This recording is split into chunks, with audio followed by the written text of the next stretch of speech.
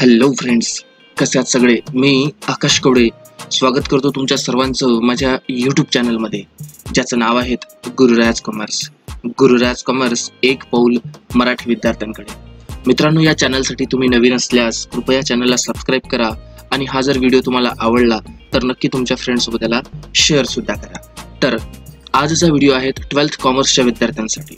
महाराष्ट्र बोर्डामध्ये शिकत असणाऱ्या 12th कॉमर्सच्या विद्यार्थ्यांसाठीचा हा व्हिडिओ आहे आणि ऑब्विसली हा व्हिडिओ इंग्लिश मीडियमच्या विद्यार्थ्यांसाठीचा आहे. आणि या व्हिडिओमध्ये मी तुमच्यासाठी सब्जेक्ट घेऊन आलेलो आहे, तो म्हणजे बुक कीपिंग अँड अकाउंटन्सी. आणि या सब्जेक्टचा आपण गेल्या काही व्हिडिओपासून म्हणजे जवळपास आपले 5 व्हिडिओ झालेले आहेत. हा आपला 6वा व्हिडिओ आहे आणि यामध्ये आपण बघणार आहोत चॅप्टर नंबर 1, ज्याचं नाव आहे इंट्रोडक्शन्स ऑफ पार्टनरशिप फर्म. तर या प्रकरणाचं म्हणजे चॅप्टर 1चं आपलं आजचा व्हिडिओ जो आहे तो आहे संबंधित आहे मिनिंग ऑफ ट्रेडिंग अकाउंट. आणि यामध्ये आपण सेकंड पार्ट बघणार आहोत फॉर्मॅट ऑफ ट्रेडिंग अकाउंट. तर या दोन्ही कन्सेप्ट तुमच्या मी पूर्णतः क्लिअर करणार आहे मित्रांनो, त्यामुळे या व्हिडिओला अगदी शेवटपर्यंत बघा. तुम्हाला ट्रेडिंग अकाउंट काय असते, त्याचा फॉर्मॅट काय असते, त्याच्यामध्ये जे काही डेबिटला क्रेडिटला जे काही त्याचे आयटम्स येत असतात ते सर्व काही क्लिअर होणार आहेत. त्यामुळे व्हिडिओ अगदी शेवटपर्यंत बघा. चला मग सुरू करूया आपण आपल्या या आजच्या व्हिडिओला.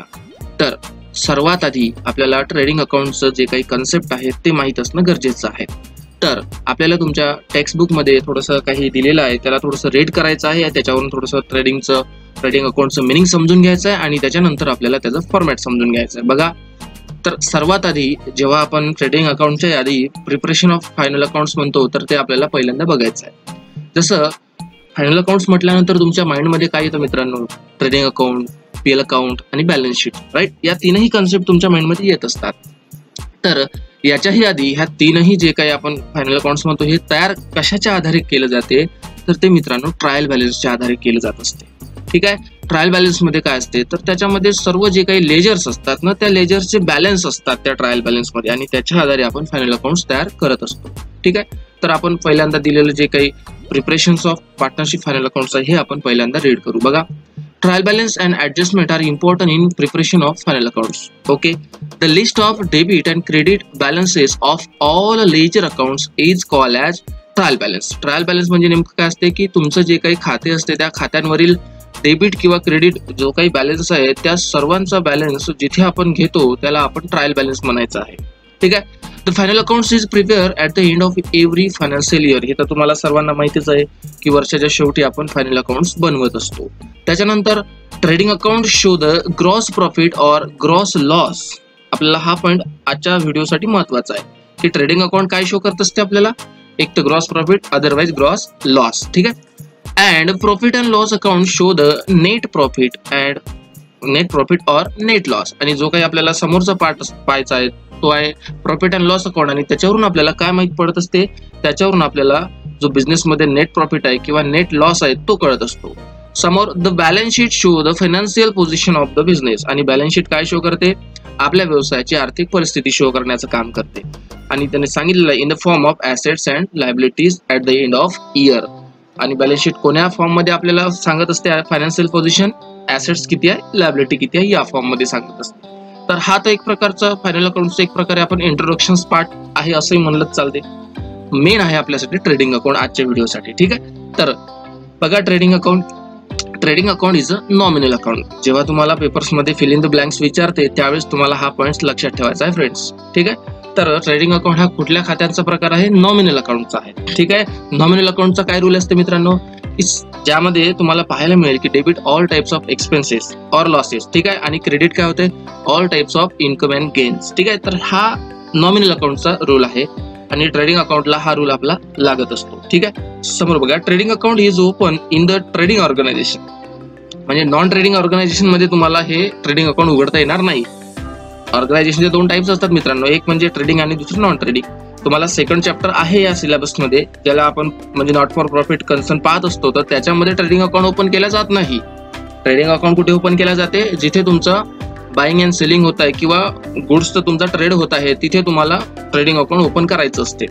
For the purpose of to find out the gross profit or gross loss. आणि कशासाठी आपण याला तयार करत असतो, आपला पर्पज काय आहे, ग्रॉस प्रॉफिट शोधणे किंवा ग्रॉस लॉसला शोधणे. समोर in the debit side of this account all direct expenses are recorded. आणि या जे काही ट्रेडिंग अकाउंट आहे त्याच्या डेबिट बाजूला काय असते, सर्व प्रकारचे जे काही डायरेक्ट एक्सपेन्सेस आहेत ते आपल्याला त्याच्यामध्ये घ्यायचे असतात. And in the credit side of account all direct incomes of the firms are recorded. आणि जे काही क्रेडिट बाजू आहे त्याला त्या क्रेडिट बाजूला डायरेक्ट असणारे इन्कम घ्यायचे. यामध्ये एक शब्द आलेला आहे डायरेक्ट. ठीक आहे, डायरेक्ट एक्सपेन्सेस सुद्धा आणि डायरेक्ट इन्कम सुद्धा.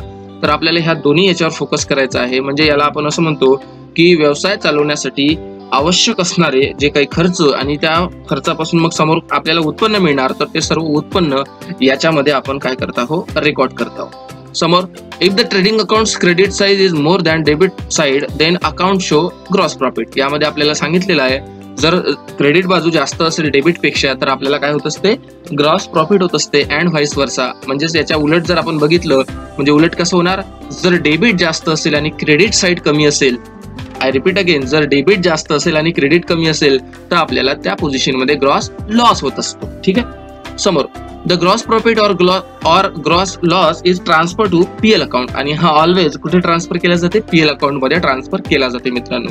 तर हा होता ट्रेडिंग अकाउंटचा ओरिजिनल मिनिंग. याच्यामध्ये आपल्याला काय काय बघायला मिळालं की सर पहिल्यांदा ट्रेडिंग अकाउंट हा नॉमिनल अकाउंटचा टाइप्स आहे किंवा यामध्ये नॉमिनल अकाउंटचे रूल लागतात.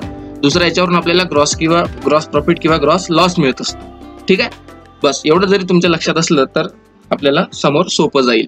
ठीक आहे. आणि तिसरा पॉईंट एक सहज लक्षात ठेवू शकता की याच्यावरून येणारा जो काही ग्रॉस प्रॉफिट किंवा लॉस आहे हा ट्रान्सफर नेहमी पीएल अकाउंटला केला जात असतो. ठीक आहे. तर आणखी बघा एक डेफिनेशन आपल्याला JR बाटलीवा यांनी सांगितलेली आहे. The trading accounts indicate the result of buying and selling of goods.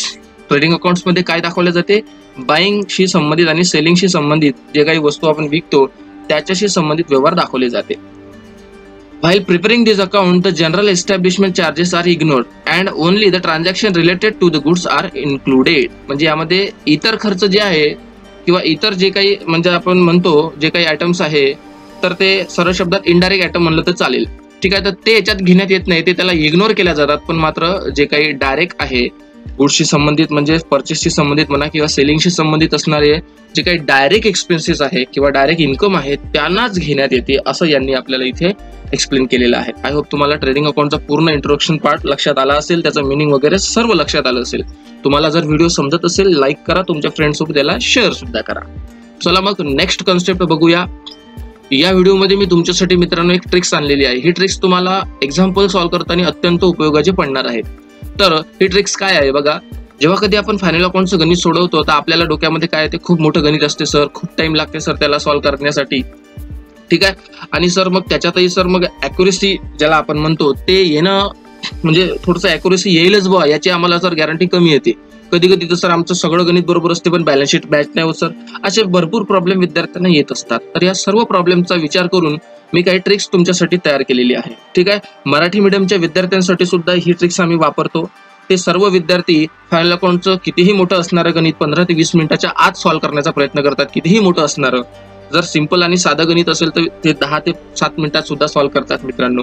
तर असा या ट्रिकचा फायदा आहे. तर ही ट्रिक्स नेमकी काय आहे हे आपण समजून घेणार आहोत. बघा समोर आपल्याला ट्रेडिंग अकाउंट, पीएल अकाउंट आणि बॅलन्स शीट हे तीनही आपल्याला तयार करायचे आहेत आणि त्यामुळे आपण या तीनही याला काही मार्किंग देणार आहोत.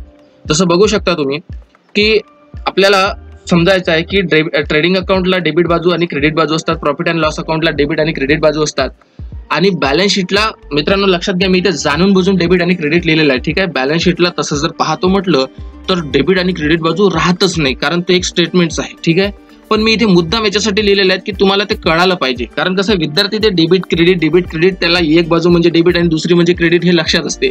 तर मी हा दृष्टिकोन तुमचा दृष्टिकोन पकडून हे ट्रिक्स आपल्यासाठी आहे. हे याच्या आधारे आपल्याला काही पेपरमध्ये काही म्हणजे लिहायचं नाही ह्या ट्रिक्सला, हे आपल्याला समजून घ्यायचं आहे. तर ट्रेडिंग अकाउंटला, पीएल अकाउंटला डेबिट क्रेडिट बाजू असते पण बॅलन्स शीटला डेबिट क्रेडिट बाजू नसते मित्रांनो. तरी सुद्धा हे कळण्यासाठी मी मुद्दाम तुम्हाला इथे डेबिट लिहिलेला आहे आणि मुद्दाम याला क्रेडिट लिहिलेला आहे. वास्तविक याला डेबिट बाजू नसून याला काय म्हणता येईल, आपल्याला लायबिलिटी बाजू म्हणता येईल आणि याला इकडल्याला ऍसेट्स बाजू असं म्हणता येईल. ठीक आहे. तरी सुद्धा विद्यार्थ्यांचं कन्फ्युजन असतं की ही यांना डेबिट आहे क्रेडिट आहे, तर ते कन्फ्युजन दूर करण्याच्या हिशोबाने मी इथे तुम्हाला मार्किंग सांगत आहे. बघा ट्रेडिंग अकाउंटच्या डेबिट बाजूला आपण T1 असं म्हणायचं. सर टी कुठून आणलं, ट्रेडिंग अकाउंटचा टी पकडलेला आहे आपण. त्याच्यानंतर क्रेडिट बाजूचा जर विचार केला तर त्याला T2 असं म्हणायचं आहे. काय म्हणायचं आहे त्याला, T2 असं म्हणायचं आहे. त्याच्यानंतर प्रॉफिट अँड लॉस अकाउंटला डेबिट बाजू असतात त्याला आपण L1 असं म्हणणार. प्रॉफिट अँड लॉस अकाउंटचा आपण L घेतलेला आहे. ठीक आहे. त्याच्यानंतर त्याच्या क्रेडिट बाजूला आपण L2 असं म्हणणार. त्याच्यानंतर बॅलन्स शीटची जे काही लायबिलिटीज बाजू आहे जे तुम्हाला डेबिट सारखी वाटते, ओके, माझ्या शब्दावर फोकस करणार नाही तर अदरवाईज या व्हिडिओला आणखी कमेंट येणार, सर असं कसं तुम्ही शिकवता, बॅलन्स शीटला डेबिट आणि क्रेडिट बाजू तर नसते, तुम्ही डेबिट बाजू क्रेडिट बाजू सांगत आहे. मी विद्यार्थ्याचा दृष्टिकोन घेऊन सांगत आहे. ठीक आहे. याला तुम्ही अदरवाईज तुम्ही कमेंटमध्ये काही पण सांगणार. ठीक आहे. तर ते तुम्ही कमेंट पास करण्याच्या आधीच मी क्लिअर केलेलं बरं असतं. ठीक आहे. तर याला लायबिलिटी बाजू असतात आणि लायबिलिटीला आपण B1 असं म्हणणार. बॅलन्स शीटचा B आपण त्यामध्ये घेतलेला आहे आणि त्याच्या लायबिलिटीला B1 असं म्हणणार. ओके. त्याच्यानंतर त्याच्या ऍसेट्स बाजूला आपण B2 असं म्हणणार. ठीक आहे. तर या मार्किंगचा तुम्हाला समोर नक्की फायदा होणार आहे मित्रांनो. यामुळे तुमची स्पीड जे काही आहे, उदाहरण सॉल्व्ह करण्याची जे काही स्पीड आहे ते चांगली वाढणार आहे. ठीक आहे. बरेच माझ्या विद्यार्थ्यांनी याचा अनुभव घेतलेला आहे आणि ते बिलकुल या ट्रिक्सचे फॅन झालेले आहेत. ठीक आहे. ओके, चला तर आता आपण फॉर्मॅट डिस्कस करणार. चला मग let discuss format of trading account. तर ट्रेडिंग अकाउंटचा फॉर्मॅट आपण विचारात घेत असताना सगळ्यात पहिल्यांदा त्याच्या डेबिट बाजूला आपण T1 असं समजणार. म्हणजे हे जे काही आयटम्स तुम्हाला इथे दिसत आहे याला आपण T1 असं समजणार आणि जे काही क्रेडिट बाजूला दिसत आहे त्याला आपण T2 असं समजणार. आणि आताच तुम्ही डेफिनेशन्स मध्ये वाचलं की या ट्रेडिंग अकाउंटच्या डेबिट बाजूला ऑल डायरेक्ट एक्सपेन्सेस येतात आणि क्रेडिट बाजूला ऑल डायरेक्ट इन्कम येत असतात. ठीक आहे. तर बघा पहिल्यांदा तर heading trading account for the year ended. Year ended हा शब्द लिहायचा आहे. ठीक आहे. तर याच्या डेबिट बाजूला बघा सगळ्यात पहिल्यांदा तुम्हाला ओपनिंग स्टॉक दिसत आहे ज्याला आपण सुरुवातीचा मालसाठा म्हणत असतो.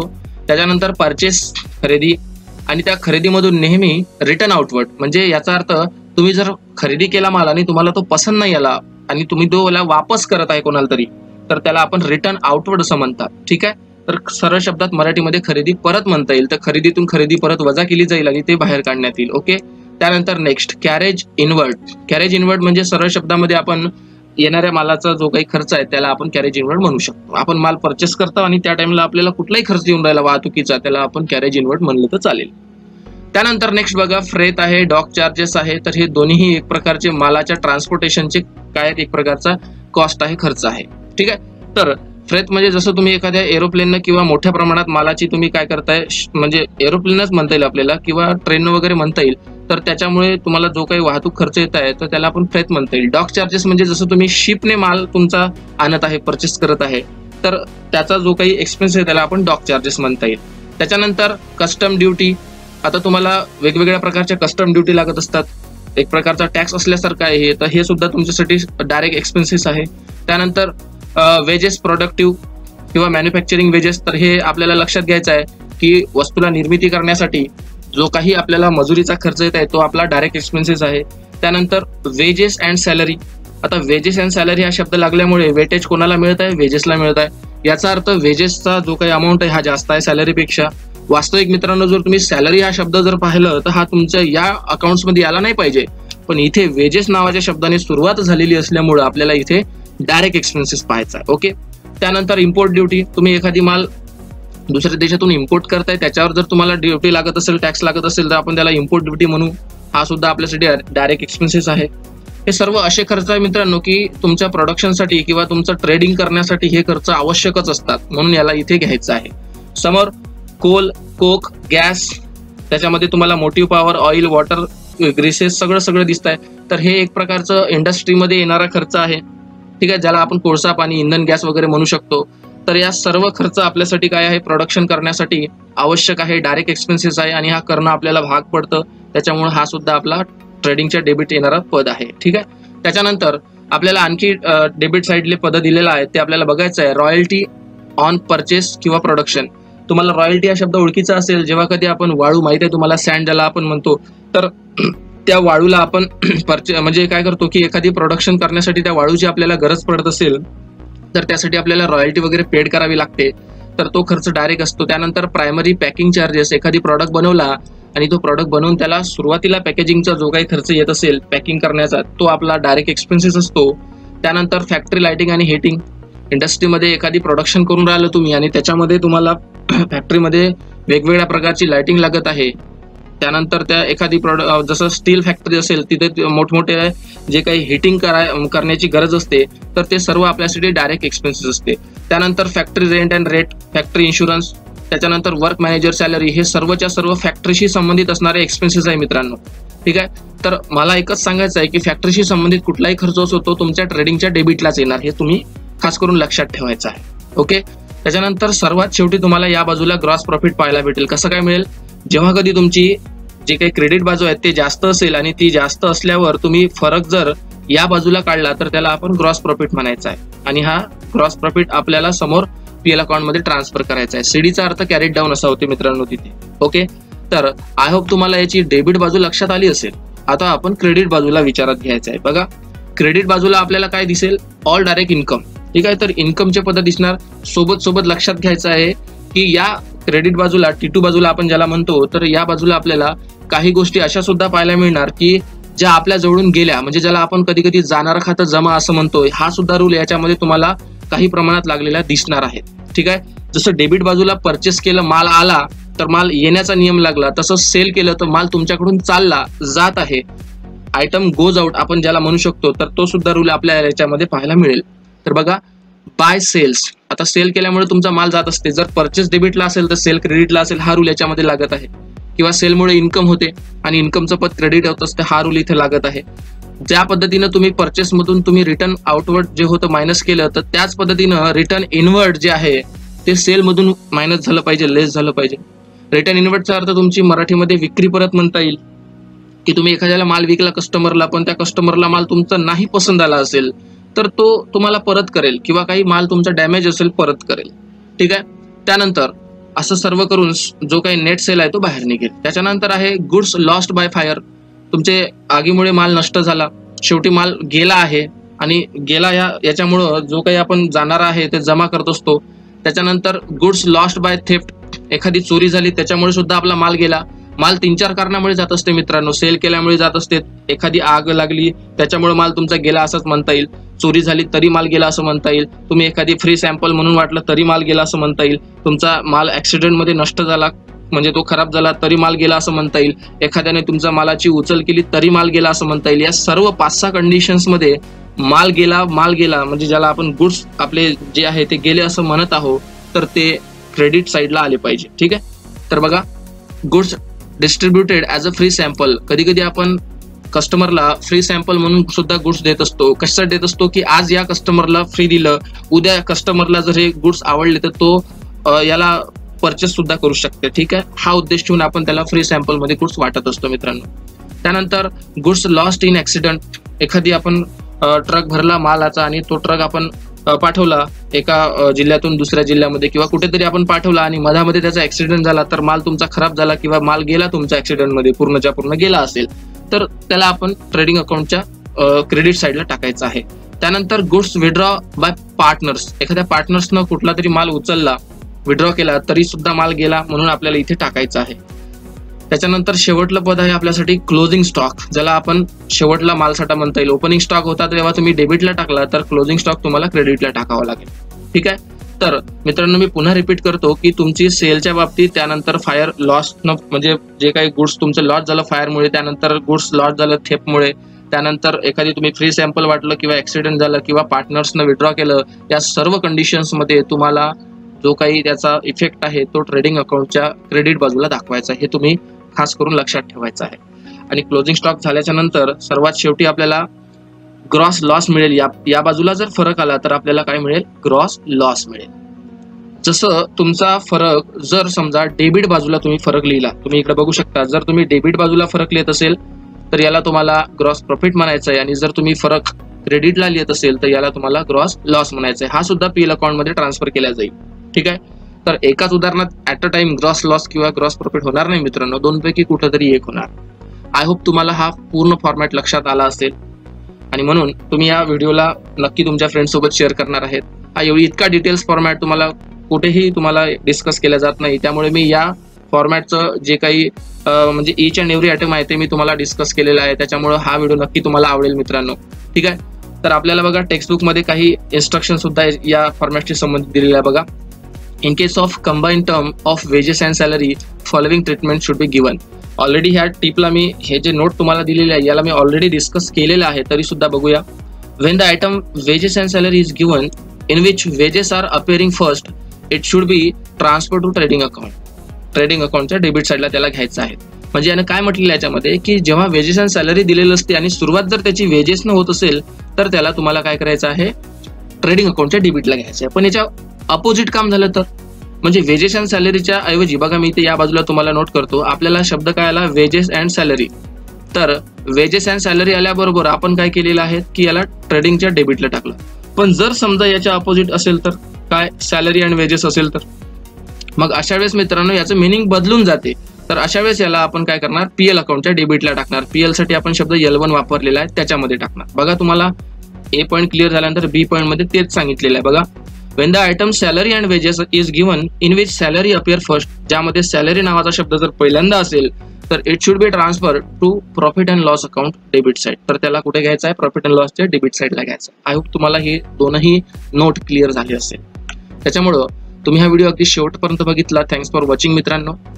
गुरुराज कॉमर्स एक पाऊल मराठी विद्यार्थ्यांकडे हा व्हिडिओ आवडल्यास तुमच्या फ्रेंड्ससोबत याला शेअर करा, चॅनलला सबस्क्राईब करा, लाईक करा आणि या चॅनलचे जे काही व्हिडिओ तुम्हाला आवडत असेल ते सर्व व्हिडिओ तुमच्या फ्रेंड्ससोबत याला शेअर सुद्धा करा. ठीक आहे, तर आजचा व्हिडिओ इथेच थांबवतो. पुन्हा लवकर भेटूया एका नवीन व्हिडिओ सोबत. तोपर्यंत टाटा आणि बाय बाय.